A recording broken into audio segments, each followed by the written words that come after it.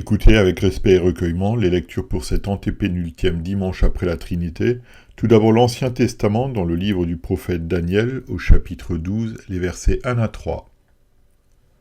À cette époque-là se dressera Michel, le grand chef, celui qui veille sur les enfants de ton peuple.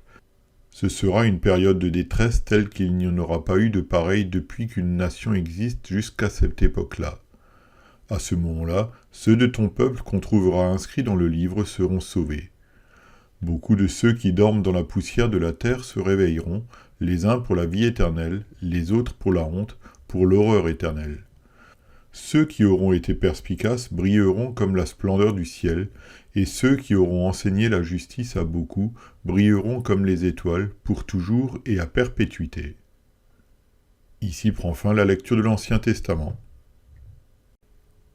Écoutez également la lecture de l'Épître aux Hébreux au chapitre 10, les versets 11 à 14 et le verset 18. Tout prêtre se tient chaque jour debout pour faire le service et offrir fréquemment les mêmes sacrifices qui ne peuvent jamais enlever les péchés, tandis que Christ, après avoir offert un seul sacrifice pour les péchés, s'est assis pour toujours à la droite de Dieu.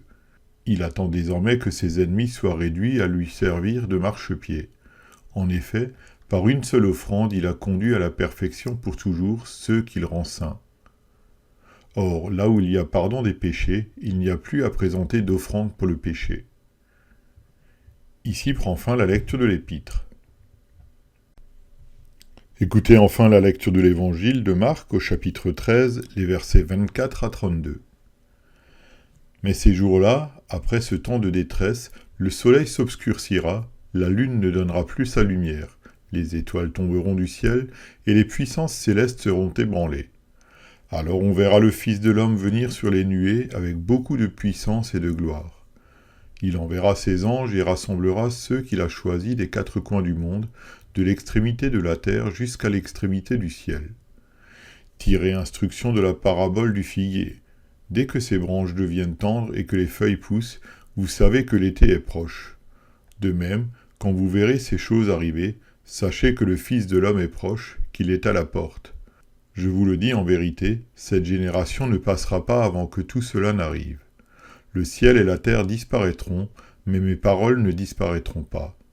Quant au jour et à l'heure, personne ne les connaît, pas même les anges dans le ciel, ni le Fils, le Père seul les connaît. Ici prend fin la lecture de l'Évangile. Heureux ceux qui écoutent la parole de Dieu et qui la gardent. Je crois en Dieu, le Père Tout-Puissant, Créateur du ciel et de la terre.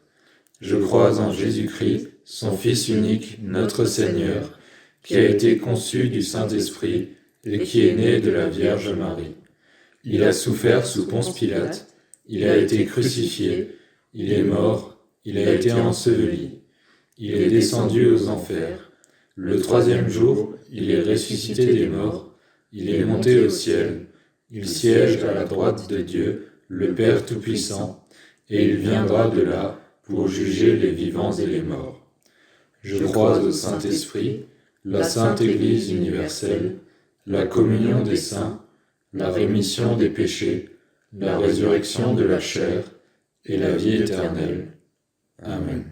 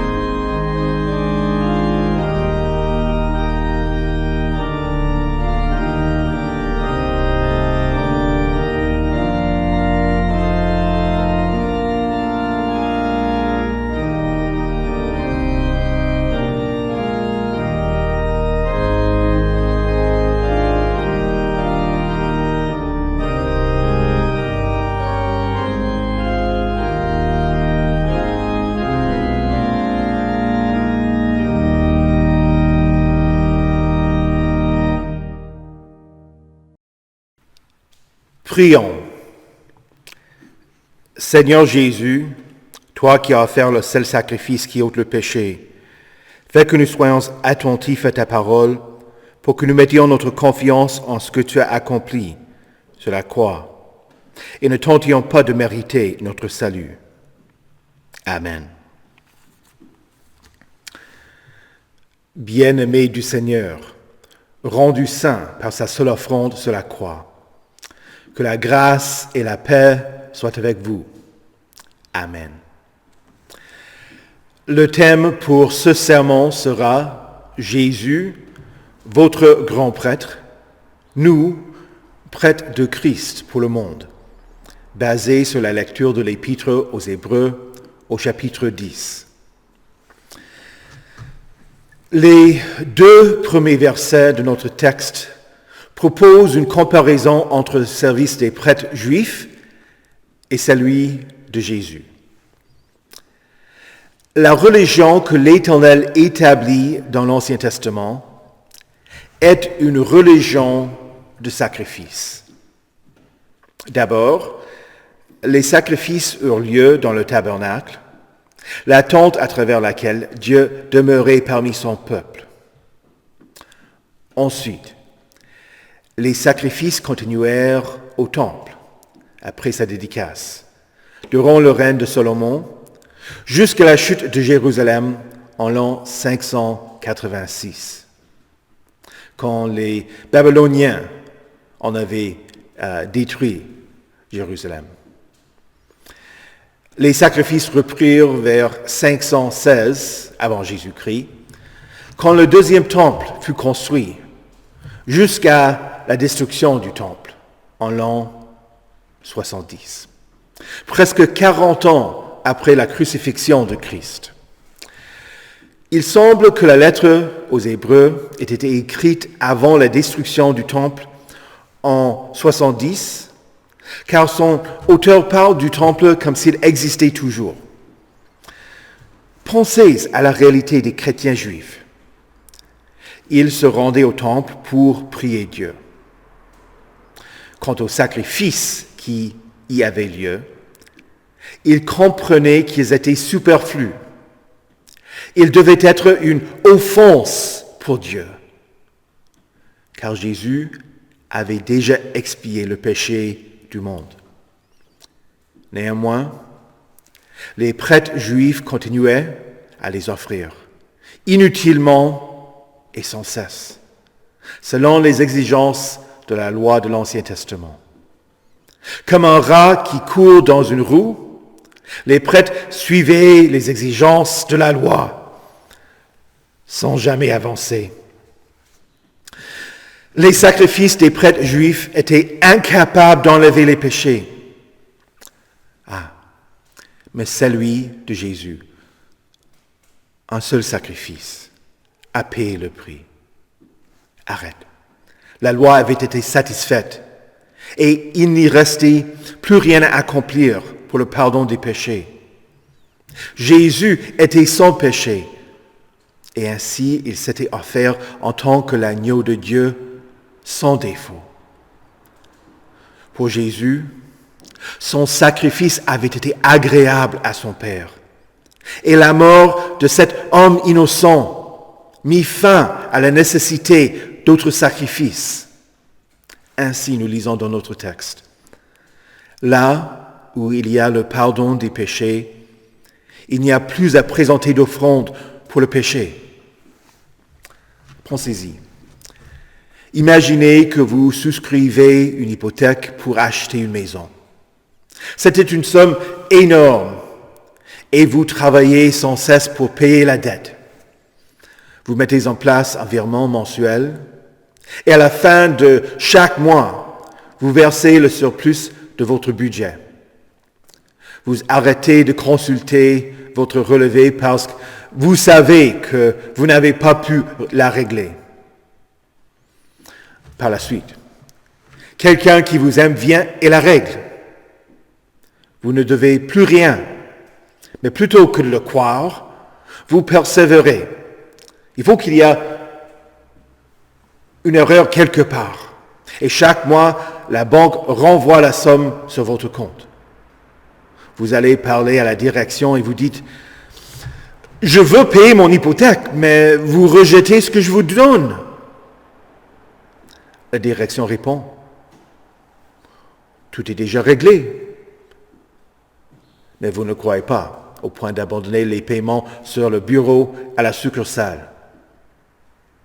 Comment vous faire admettre que vous ne devez plus rien? C'était la situation des Juifs qui continuèrent à offrir les sacrifices en refusant de croire que le sacrifice de Jésus avait enlevé le péché. Mais ce n'est pas seulement les prêtres juifs qui pensaient ainsi. Toute autre religion, à part la foi chrétienne, est une religion de la loi et ses adhérents vivent en voulant régler leurs dettes. Mais beaucoup de chrétiens pensent la même chose. En dépit de l'enseignement que Jésus a tout fait pour expier leurs péchés. Ils pensent que leur salut dépend d'eux-mêmes. Ils veulent s'élever et mériter leur propre salut, soit par une religiosité mystique qui cherche à rencontrer Dieu dans son propre cœur, soit par la moralité qui cherche à se rendre agréable en adoptant un meilleur comportement, soit par le rationalisme qui prétend que la connaissance de Dieu suffira pour être source de salut, soit par la prospérité en pensant qu'elle donne la preuve de la bénédiction de Dieu, soit par l'adoption des pratiques religieuses comme des rites à exercer, soit en rejetant la loi et en l'appelant la liberté, devenant ainsi esclave du péché. Mais le christianisme, bien qu'il ne rejette pas la loi de Dieu, rejette la proposition que l'homme peut obéir à la loi pour être sauvé, que l'homme peut mériter son salut, qu'il peut accomplir des œuvres pour expier son propre péché. La seule source de salut, c'est le sacrifice de Jésus sur la croix qui met fin aux efforts humains. Là où il y a pardon de péché, il n'y a plus à présenter d'offrande pour le péché. C'est pourquoi le texte parle de l'ascension de Jésus, en disant qu'il s'est assis pour toujours à la droite de Dieu. Jésus n'a plus besoin d'offrir de sacrifice. Jésus n'est pas seulement un prêtre, mais un prêtre royal, devant lequel ses ennemis sont assujettis. Demain, c'est l'anniversaire de l'armistice de 1918, qui mit fin à la Première Guerre mondiale. Le règne de Jésus n'était pas établi par la défaite d'une armée terrestre, mais par une œuvre liturgique, son sacrifice. Alors, je vous pose cette question. La confession et l'absolution ne ressemblent-elles pas au sacrifice des prêtres juifs? Une répétition, semaine après semaine, et le pasteur vous annonce le pardon. Et en dépit de cela, vous continuez à être un pécheur. Non, ce n'est pas la même chose. Vous venez au culte et vous confessez vos péchés, et moi, en tant que pasteur, je vous absous. Cela dit, la confession n'est pas une œuvre qui a pour but de mériter le pardon. Et l'absolution que je vous annonce n'est pas basée sur une nouvelle offrande. C'est toujours sur le seul sacrifice de Jésus sur la croix que je vous annonce la grâce de Dieu. Jésus envoie ses porte-paroles publier la bonne nouvelle. Et sur ce fondement, je proclame la grâce de Jésus. Vous êtes pardonnés. Croyez-le. Repentez-vous. Au verset 14, le texte dit, « Par une seule offrande, il a conduit à la perfection pour toujours ceux qu'il rend saints. » Jésus est la source de la sainteté. La perfection dont le texte parle n'est pas une réalité passagère. Ce n'est pas que vous soyez parfait pour un temps après avoir confessé vos péchés, jusqu'à ce que vous en commettiez d'autres.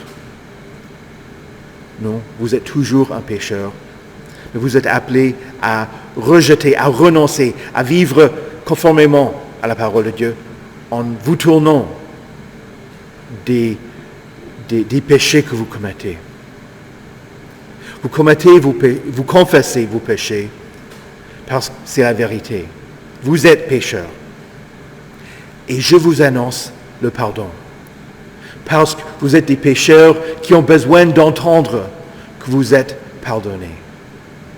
Pour que vous mettiez votre confiance en cette parole, la parole de Jésus.